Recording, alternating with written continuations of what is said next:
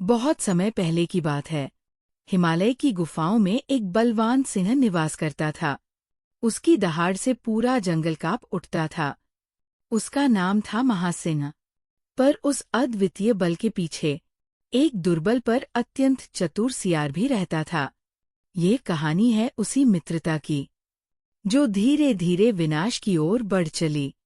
चलिए आज सुनते हैं पंचतंत्र की ज्ञान से भरी कहानी, सिंह और सियार। महासिंह प्रतिदिन शिकार करता। हिरण, भैंसे और यहाँ तक कि जंगली बैल भी उसके पंजों से नहीं बचते।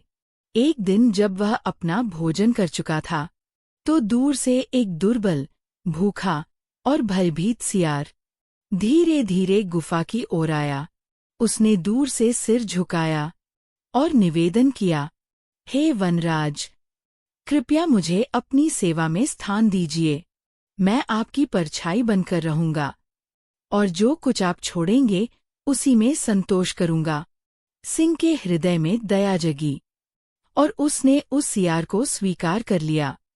कुछ ही दिनों में सियार का जीवन परिवर्तित हो गया। सिंह के छोड़े अन्न, हड्डियां, मांस, उससे उसकी दुर्बल काया अब पुष्ट हो चुकी थी। जैसे जैसे तन बढ़ा, मन में भी घमंड पनपने लगा। उसे लगने लगा कि जिसके साथ वह रहता है, उसके गुण अब उसमें भी समा गए हैं। एक दिन सियार ने साहस करके सिंह से कहा, महाराज, आपकी संगति में रहकर अब मैं भी बलवान हो गया हूँ। मुझे विश्वास है कि मैं भी एक हाथी का शिकार कर सकता हूँ। सिंह ने शांत स्वर में कहा, प्रिय, ये भ्रम मत पालो। विवेक शक्ति से बड़ा कोई बल नहीं। तुम्हारे लिए ये मार्ग विनाश का कारण बन सकता है। परंतु सियार अब चेतना की सीमा पार कर चुका था। दूसरे ही दिन सियार पहाड़ी की चोटी से नीचे हाथियों का झुंड देख रहा था। उसने अपनी काया की छाया को ही शक्ति मान लिया। 3 बार उसने सिंह की तरह गर्जना की और एक विशाल हाथी पर छलांग लगा दी। परंतु न वह पंजे सिंह के थे, न ही उसमें वह शक्ति थी। हाथी ने एक पल को भी पीछे न देखा। उसका भारी चरण सियार पर पड़ा और वो पल भर में मस्तिष्कहीन हो गया।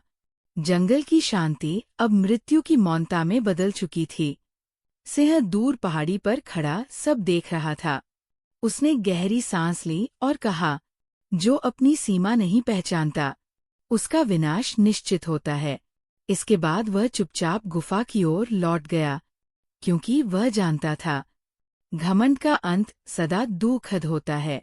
ये कथा हमें सिखाती है, शक्ति केवल शारीरिक बल नहीं, बल्कि आत्मज्ञान और विवेक में होती है। संगति से गुण नहीं आते, जब तक मन में विनम्रता न हो।